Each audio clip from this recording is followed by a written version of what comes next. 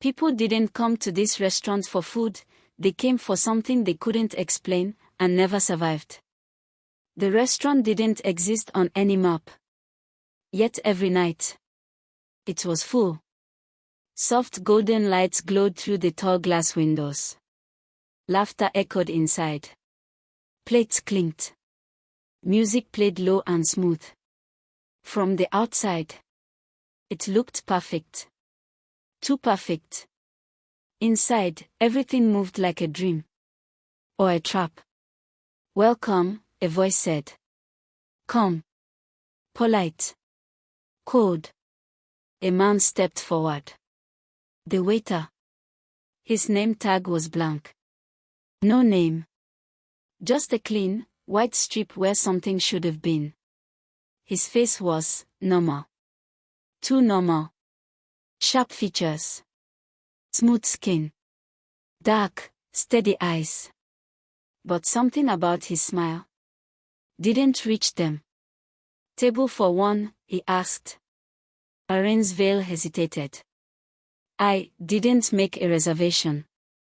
The waiter tilted his head slightly. "You didn't need to." That should have been strange.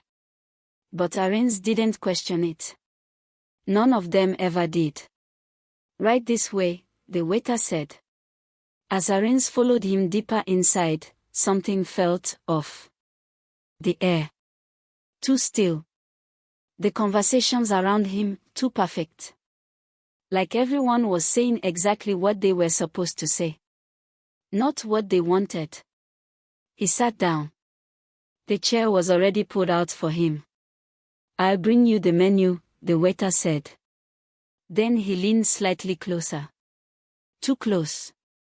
"Choose carefully." Arinze blinked. "What?" But the waiter had already stepped away. A chill ran down his spine. Moments later, the menu appeared. No one placed it. No footsteps. It was just there. Arinze picked it up slowly. The cover was black. Soft. Almost warm. He opened it. And froze. There were no food items. No prices. No descriptions. Just names.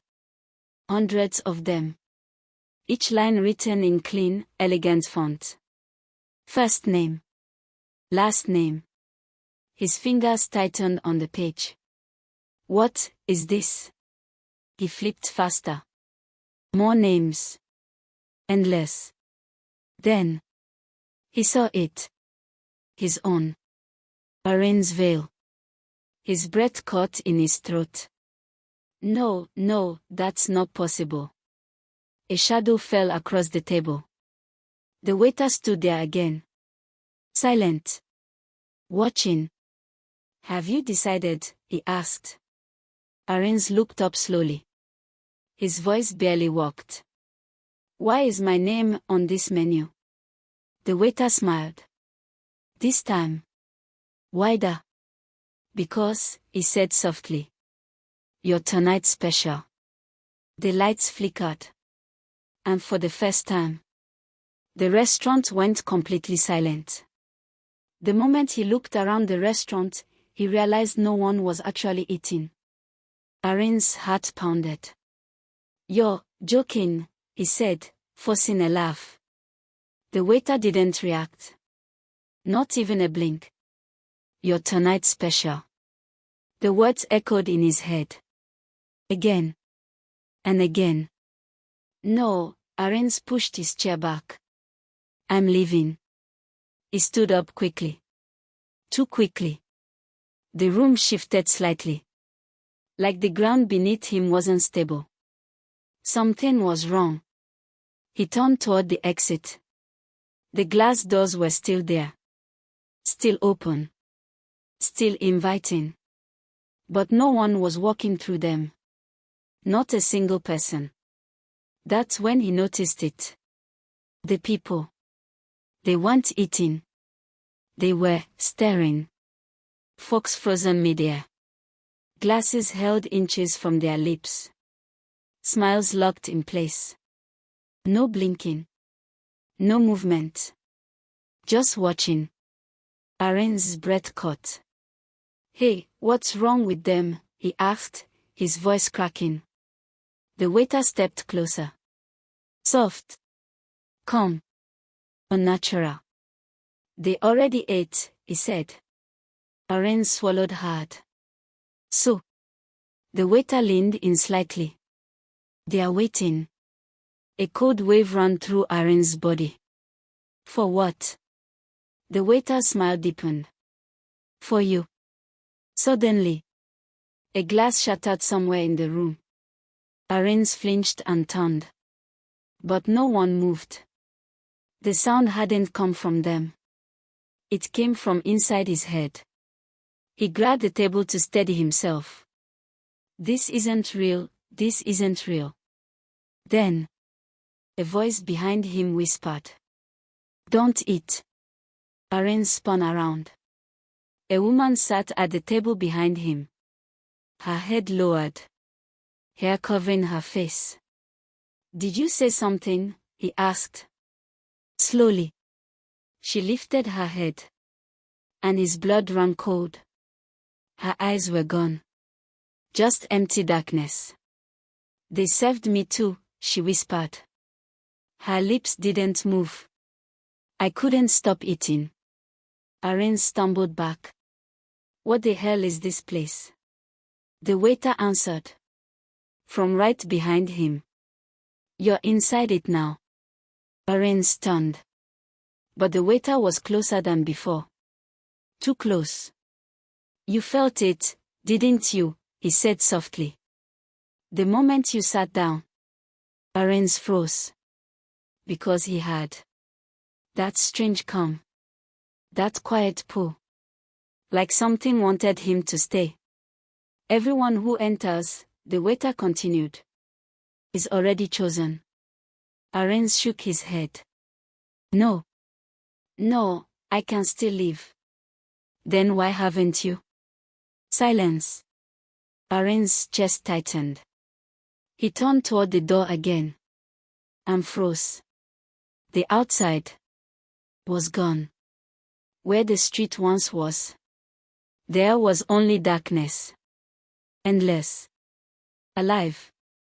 "No," he whispered. Behind him, chairs slowly began to creak. One by one, the customers stood up. Not naturally. Not smoothly. Like puppets being pulled by invisible strings. Their heads turned toward him. All at once. Smiling. Hungry.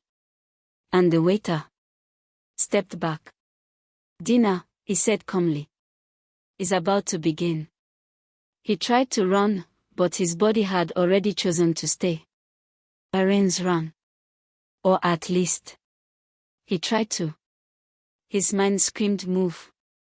But his legs didn't listen. He stood there. Frozen. "No, no, this isn't happening," he whispered, forcing his foot forward. It moved. Slowly. But not the way he wanted. Not toward the door. Toward the table. "No," he gasped, grabbing the edge of a chair to stop himself. His fingers tightened. His nails dug into the wood. But his body kept moving. Dragging him forward. Like invisible strings were pulling him. "Stop," he shouted. The restaurant didn't react. The customers stood around him now. Closer. Silent. Watching. Their eyes locked on him. Hungry. The waiter stepped beside him. "Calm as ever." "You feel it now," he said softly. Arinze's breathing turned sharp. "What are you doing to me?" "Nothing," the waiter replied. A pause. "Your body is just remembering." "Remembering what?" Arinze yelled. The waiter leaned slightly closer. "How to serve." A plate slid onto the table. Arinze didn't see who placed it. It was just there. Steam rose slowly from the food. Warm. Inviting. Normal. Too normal. I'm not eating that, Arinze said quickly. But his hand lifted. No, no, stop, he whispered, grabbing his own wrist. His muscles trembled. Fighting. Losing. The fork rose into his grip. Perfect. Controlled. Like he had done this 1,000 times before. I said stop, he screamed. And then he took the first bite. Silence. The entire restaurant froze. Waiting. Arinze's body went still. His eyes widened. At first. Nothing. Then. Pain. Not in his mouth. In his mind. Exploding.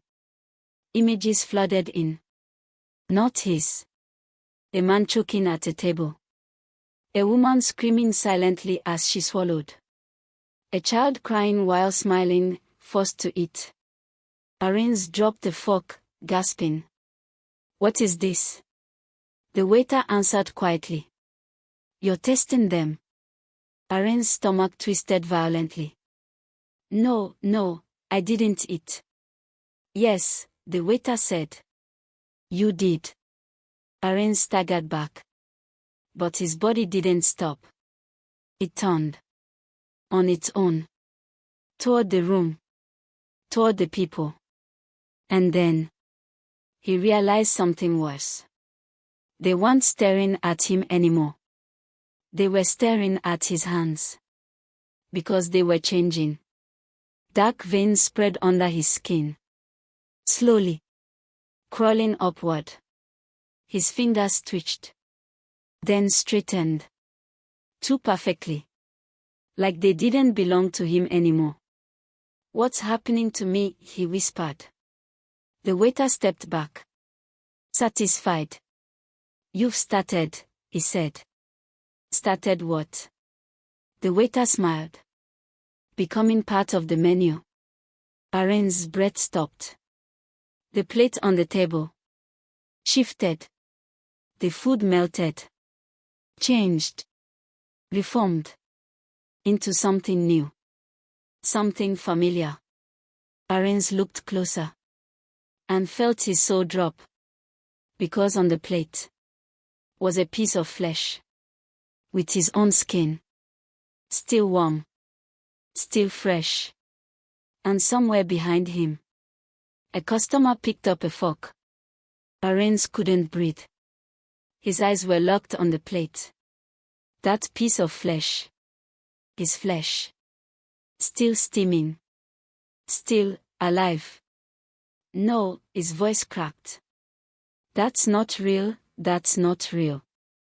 A chair scraped behind him. Slow. Deliberate. Arinze turned. A man stood up from his table. Perfect posture. Perfect smile. But his eyes. Empty. He picked up his fork. And started walking toward Arinze. No, stay back, Arinze whispered, stumbling away. Another chair moved. Then another. Then all of them. One by one. The customers stood. All holding forks. All moving toward him. Hungry. This isn't happening. Arinze shouted. I'm not food, I'm not. The first fork pierced his arm. He screamed. Pain exploded through his body. Real. Sharp. Unbearable. But when he looked down, there was no wound. No blood. Just his skin. Untouched. The man chewed slowly. Calmly. Like nothing was wrong. Arinze staggered back, shaking. What did you do to me? The waiter watched from a distance. Unmoved. They don't eat your body, he said. A pause. They eat you. Another fork stabbed into Arinze's shoulder. He screamed again. And this time, something tore inside him. Not flesh. Something deeper. Memories. His childhood. Gone. His mother's voice. Gone. His past. Ripped away in a second. Stop, he begged, falling to his knees. But they didn't stop.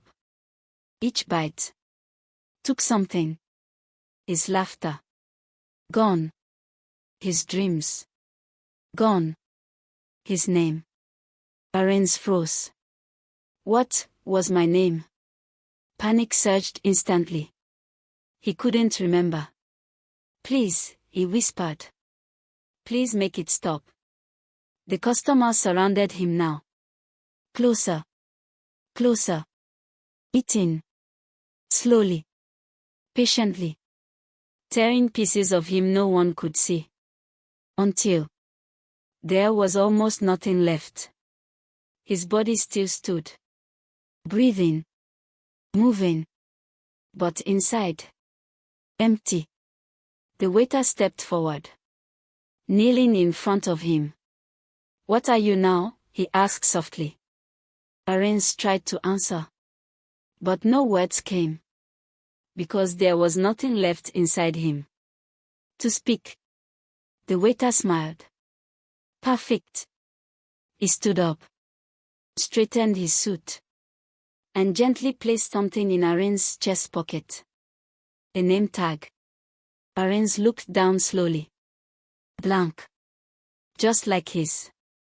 The waiter leaned close. One last time. You're ready, he whispered. Then he stepped back. The customers returned to their seats. Calm. Satisfied. Like nothing had happened. Arinze stood there. Still. Silent. Then, without thinking, he turned toward a new table. Picked up a menu. And spoke. Welcome. His voice was calm. Polite. Cold. Table for one. The door opened. A soft chime echoed through the restaurant. A man stepped inside. Mid-30s. Confused. Looking around like something didn't feel right. Arinze watched him. From across the room. No. Not Arinze. The waiter. His body moved before his mind could react. Smooth. Perfect. Practiced. Welcome, he said. The words came out naturally. Too naturally. Inside him. Something screamed. Don't say it. But his lips didn't listen. Table for one. The man hesitated. Oh, yeah. I think I'm lost. This place just appeared. A flicker. Deep inside the waiter's mind. A memory. I didn't make a reservation. For a split second. His hand twitched. But then. Stillness. Right this way, he said. He guided the man to a table. Pulled the chair. Placed the menu. Everything exactly the same. The same steps. The same trap.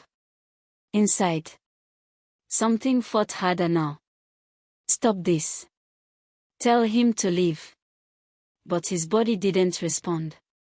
The man opened the menu. And froze.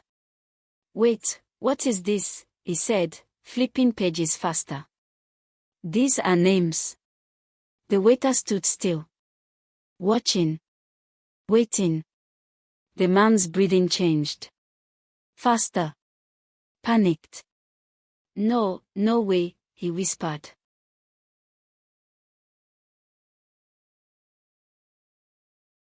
His finger stopped. On his own name. The waiter felt it. That exact moment. Like a signal. The room shifted slightly. The air tightened. And deep inside, something else woke up. Watching through his eyes. Hungry. The man looked up, fear spreading across his face. Why is my name on this menu? The waiter stepped closer. His mouth opened. But this time, something different happened. His voice didn't come out immediately. A crack. A hesitation.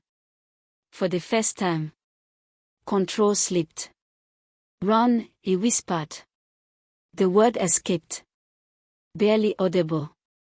The man blinked. "What?" The waiter's eyes widened slightly. Inside, something snapped. "What did you just do?" Pain shot through his head. Sharp. Violent.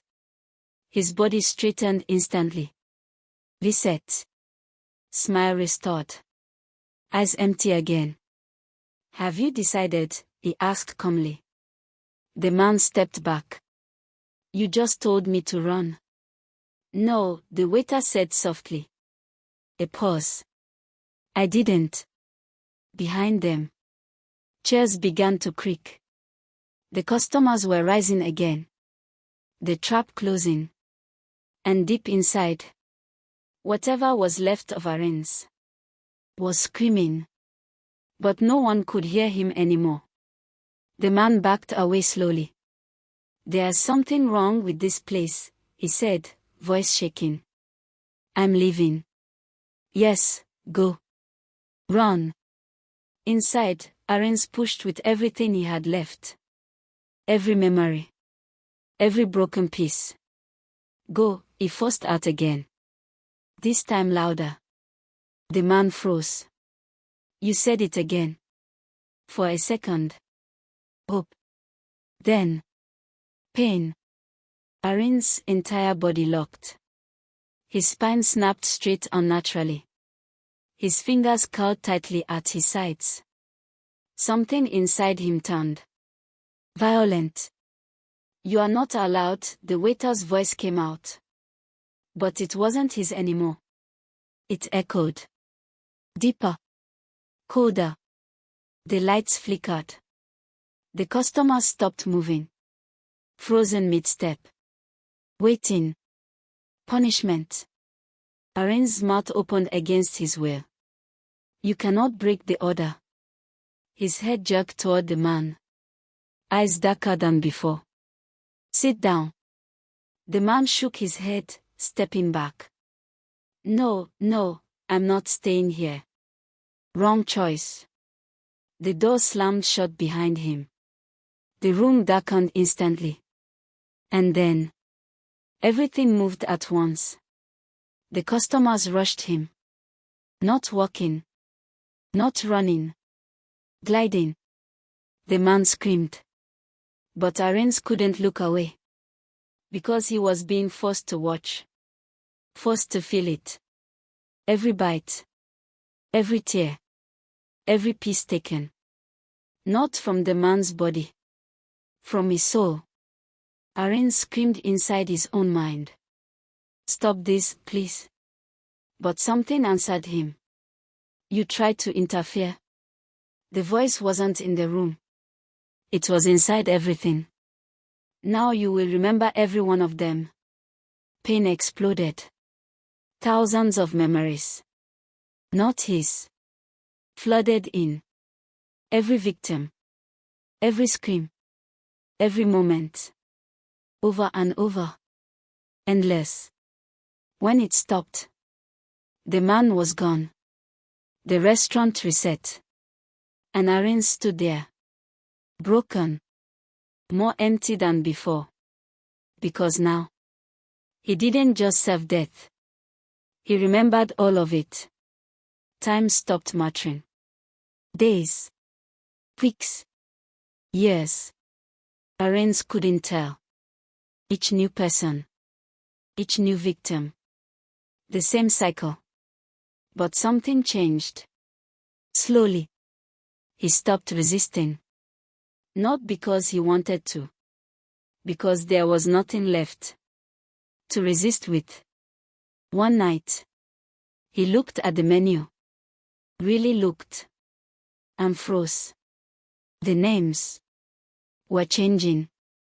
Not appearing. Being written. By him. His fingers moved on their own. Writing names he had never seen before. People who hadn't even arrived yet. His breath slowed. A horrifying realization forming. I'm not serving them, he whispered. His voice cracked. I'm choosing them. The truth hit harder than anything before.